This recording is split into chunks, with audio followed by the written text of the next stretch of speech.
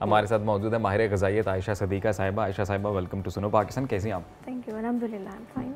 तो आयशा साहिबा, यही घर घर की कहानी है, बच्चे जंक फूड पसंद कर रहे हैं, बच्चे क्या बड़े जंक फूड पसंद कर रहे हैं और घर में दाल सब्जी कुछ नहीं खाया जाता। मेरी अपनी बेटी का ये मसाइल है, क्या करें? अच्छा, सबसे पहले तो हमें ये पता होना चाहिए कि जंक फूड होता क्या है। बिल्कुल ठीक है, तो उसकी एक प्रॉपर डेफिनेशन है कि जंक फूड एक्चुअली क्या चीज़ है। जंक फूड एवरीथिंग, जो भी ऐसी चीज़ है, जो भी ऐसा खाना है जो आपको फ़ायदा कम दे और नुकसान ज़्यादा दे, एग्जैक्टली उसे हम कहते हैं जंक फूड। ठीक है, तो अब उसमें कौन सी चीज़ें आ जाती हैं, वो हमें खुद भी कुछ चीज़ें पता हैं जिनको हम नज़रअंदाज कर लेते हैं, लेकिन हाँ बिल्कुल हमें पता है उन चीज़ों के बारे में। तो पिज़्ज़ा, बर्गर, बेकरी आइटम्स जितनी भी हैं वो सारी, फ्राइड चिकन, एग्जैक्टली जो जितनी भी डीप फ्राइड चीज़ें हैं, इसके अलावा बेकरी आइटम्स हैं, या जितनी प्रोसेस चीज़ें हैं, जिसको हम लोग सिंपली अगर ये कह दें कि जो प्रोसेस चीज़ें हैं जिनमें ज़्यादा प्रोसेसिंग हुई है, जिनमें ज़्यादा से ज़्यादा शुगर एडिड है या सॉल्ट एडिड है, उनको हम जंक फूड आइटम्स कहेंगे।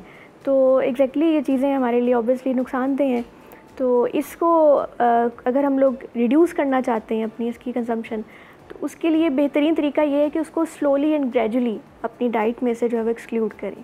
जैसे अगर आपको आदत है कि आपने हफ्ते में 3 से 4 दफ़ा जंक फूड खाना है, तो कोशिश करें कि उसको आहिस्ता आहिस्ता फिर आप पहले हफ्ते में 1 दफ़ा पे लेकर आएँ, फिर उसके बाद उसको आप 15 दिन में 2 दफ़ा लेकर आएँ, 1 दफ़ा लेकर आएँ, फिर आहिस्ता आहिस्ता आप उसको महीने में जो है वो 1 से 2 दफ़ा ले लें। तो इसी तरह इस चीज़ को जो है वो आहिस्ता आहिस्ता जो है वो ख़त्म कर सकते हैं, क्योंकि ये एडिक्शन है, तो एडिक्शन को ख़त्म करना। आयशा साहब, ये भी बताइएगा, अभी जैसे एक रिपोर्ट हमने बताई है कि अगर हफ्ते में 3 से 4 दिन जो बच्चे जंक फूड खा रहे हैं उनका स्कूल रिजल्ट मुतासिर हो रहा है। बिल्कुल ऐसे ही है। ये कनेक्शन भी बताएं ज़रा पेरेंट्स के लिए कि किस तरह से बच्चे की जो एफिकेसी है वो मुतासिर होगी। अच्छा देखिए, जब हम लोग इस तरह की चीज़ें खाते हैं जो प्रोसेस्ड फूड होता है, उसके अंदर बेतहाशा अमाउंट में जो है वो शुगर या सॉल्ट ऐड किया जाता है। ठीक है, जो हमारी मेंटल हेल्थ पे बहुत एक नेगेटिव इम्पैक्ट देता है। अच्छा। तो जिसकी वजह से ये जो आप देखते हैं कि बच्चों की जो है वो एबिलिटीज़ के अंदर जो है वो फ़र्क आता है, उनकी मेंटल एबिलिटीज़ में, उनकी फ़िज़िकल एबिलिटीज़ में फ़र्क आता है। वो फिज़िकली जो है वो इतना एक्टिव नहीं रहते जिस तरह वो रूटीन में उनको रहना चाहिए, उनकी एज के मुताबिक जिस तरह उन्हें रहना चाहिए।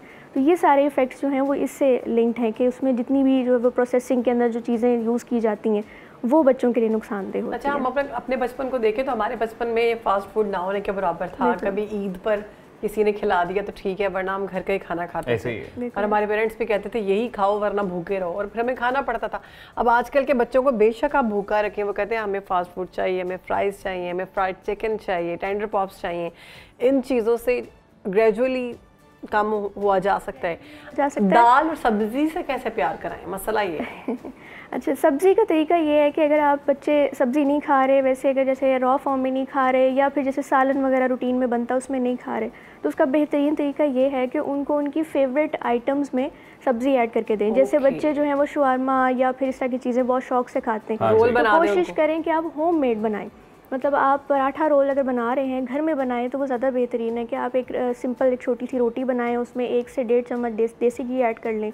वो एक बेहतरीन मील होगा बच्चे के लिए। और मीट की बजाय उसमें वेजिटेबल्स ऐड करके रोल करके बच्चे को नहीं, आप मिक्स कर सकते हैं उसके अंदर। आप मीट भी, चिकन बिल्कुल चिकन ऐड कर सकते हैं उसके अंदर। आप उसके अलावा वेजिटेबल्स, उनकी फेवरेट वेजिटेबल्स ऐड करें। उसके अंदर आप कोई सॉस वगैरह भी ऐड कर सकते हैं, जैसे चिली सॉस है, या फिर 1 टीस्पून ऑफ मायोनीज़, ताकि एक सिर्फ एक टेक्सचर आ जाए, बिल्कुल एक ड्राई सी चीज़ ना लगे बच्चे को। तो वो बच्चे बहुत शौक से खाएंगे। और अगर आप उनको घर की चीज़ें बना के उनको बाहर की तरह प्रेजेंट करके देंगे, बिल्कुल उसी तरह रोल करके देंगे, तो वो बच्चे यही समझेंगे कि ये बाहर की ही कोई चीज़ है। तो आहिस्ता आहिस्ता उनके टेस्ट बड्स उसको एक्सेप्ट करना स्टार्ट कर देंगे। तो आयशा, ये भी बताएं कि वेजिटेबल्स खाने का वाकई में कोई बहुत हैवी किस्म का फ़ायदा होने वाला है, या ये ओवररेटेड है कॉन्सेप्ट? नहीं, बिल्कुल फ़ायदा है, क्योंकि आपको जितने बेसिक विटामिन्स और मिनरल्स रिक्वायर्ड होते हैं हेल्दी लाइफ के लिए, हेल्दी डाइट में, वो आपको वेजिटेबल्स और फ्रूट्स में से मिलते हैं। तो अगर आप ये डाइट में नहीं ऐड करेंगे तो ज़ाहिर बात है कि आपके अंदर विटामिन्स और मिनरल्स की कमी होगी। और विटामिन्स और मिनरल्स डायरेक्टली कनेक्टेड हैं आपके मैक्रोस के साथ, जैसे कार्ब्स, प्रोटीन्स और फैट्स हैं।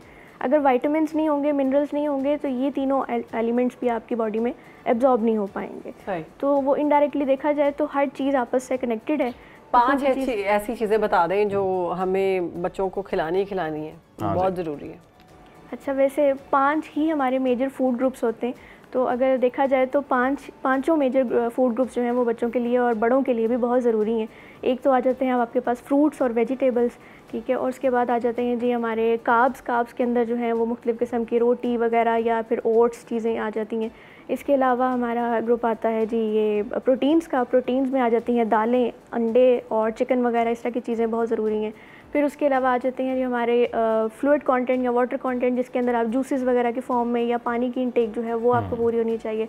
और इसके अलावा फिर हमारा जो लास्ट पोर्शन आ जाता है वो है जी हमारी मुख्तलिफ़ किस्म की जो ये मील्स वगैरह जैसे हम लोग लेते हैं, ये फ़ैट्स के साथ जैसे लेते हैं, फ़ैट्स में हमारी जो मील्स हैं उसमें आ जाते हैं नट्स वगैरह आ जाते हैं। इसके अलावा ऑलिव ऑयल है या इस तरह की चीज़ें। आयशा साहब, अब एक बैलेंस्ड बच्चे का स्कूल टिफ़िन कैसा होना चाहिए, ये बता दें, इसमें क्या क्या होना चाहिए? ये बहुत अच्छा टॉपिक है आपका और ये बहुत ज़रूरी है इस बच्चों को, पेरेंट्स को इस चीज़ के बारे में गाइड करना।